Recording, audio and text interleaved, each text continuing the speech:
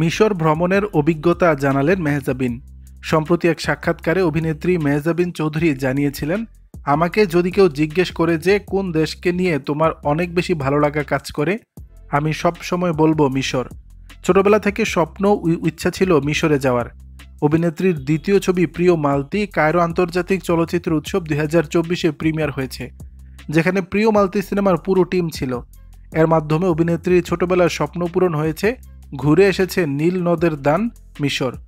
অভিনেত্রী মেহজাবিন সামাজিক যোগাযোগ মাধ্যমে এক পোস্ট দিয়ে মিশর ভ্রমণের অভিজ্ঞতা ভক্ত অনুরাগীদের মাঝে শেয়ার করেছেন, যেখানে দেখা যায় রেড লুক নেট টপ সঙ্গে ফ্লারেড প্যান্টসে national museum of Egyptian civilization ঘুরেঘুরি করছেন তিনি।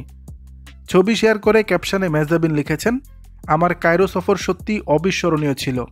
জাদুঘরটিতে এমন কিছু ছিল যা আমি অধীর আগ্রহে দেখছিলাম।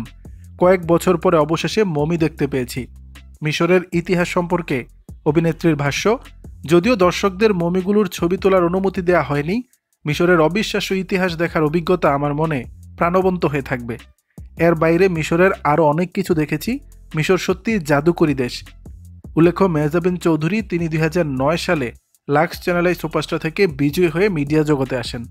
দর্শক, বিষয়টি নিয়ে আপনাদের মতামত জানাবেন নিচের কমেন্ট বক্সে।